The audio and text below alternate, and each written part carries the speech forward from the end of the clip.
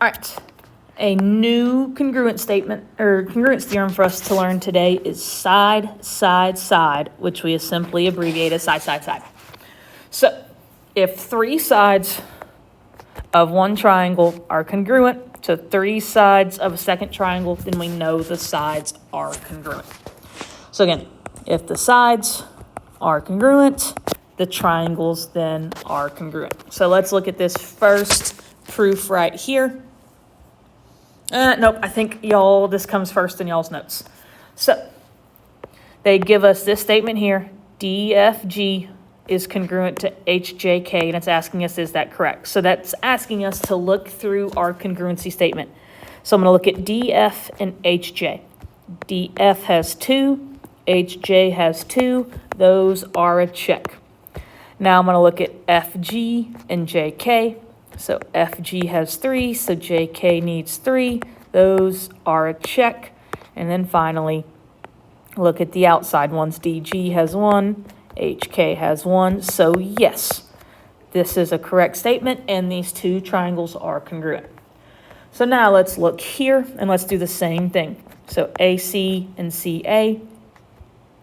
AC is this one, CA is this one. They are both 9. Check. CB, AD, so CB is 7, AD is 7, check, check, and then our final one, AB, CD, 3, and 4. So no, because 3 does not equal 4, that is not a correct statement. They are not congruent. So now let's get down into proofs. So we're going to go statements, reasons, and then we're going to write our given first. So K, what happened there? KL is congruent to NL, and then KM is congruent to NM. And that's our given. So they've done about 3/4 of the work for us. We've got side congruent, we've got side congruent, and so all we need is one more side, and the side that we're missing is right here. It's LM, and we know that LM is going to be congruent to itself by the reflexive property, which gives us another side. So once we have proven that 3 sides are congruent, we can go to our prove. Triangle KLM is congruent to triangle NLM because of side, side, side. Sometimes it is, yes, that easy. Sometimes, yes, it is that easy. All right. I need us to pay very, very close attention to this part right here. SSA is not a congruence theorem.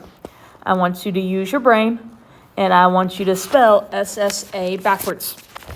And that is one of the reasons that SSA is not a congruence theorem. If it spells a bad word, we cannot use it. It is not a theorem. Now, we're going to real quickly cover one other theorem, and that is our hypotenuse leg congruence theorem.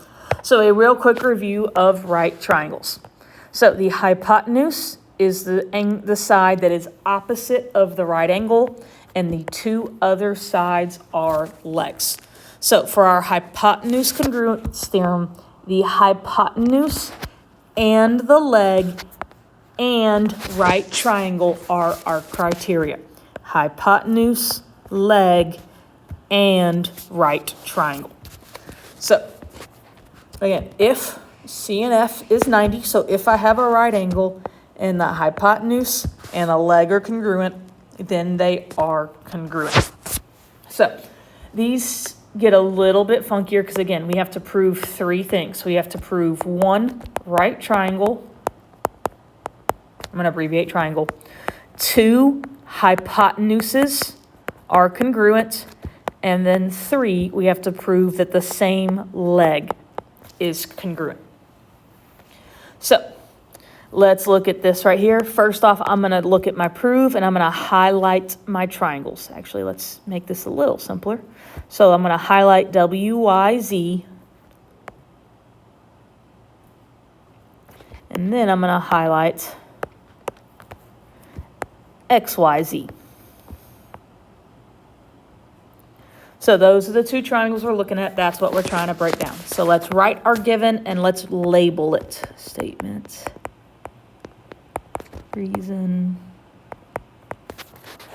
So WY is congruent to XZ.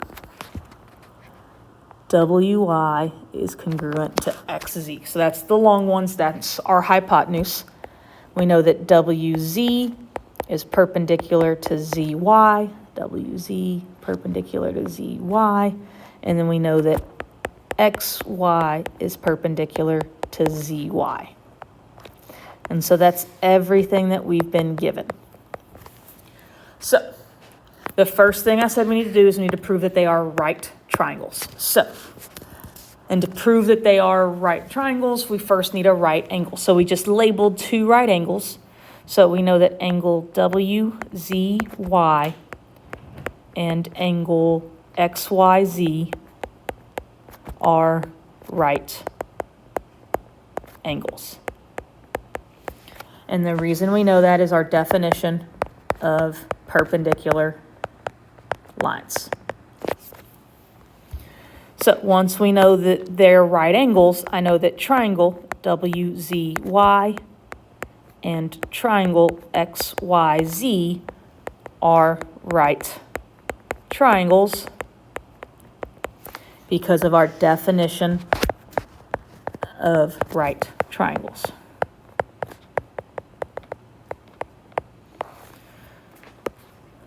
So I've got step one proven, we've got right triangles.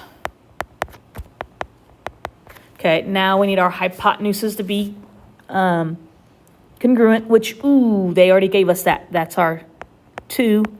Hypotenuses are congruent. And so our third step is we need another leg to be congruent. And oh, hey, looky there. ZY is the same as ZY because of our reflexive property. And so we now know that triangle WYZ is congruent to triangle XYZ because of our hypotenuse leg congruence theorem. And we're done.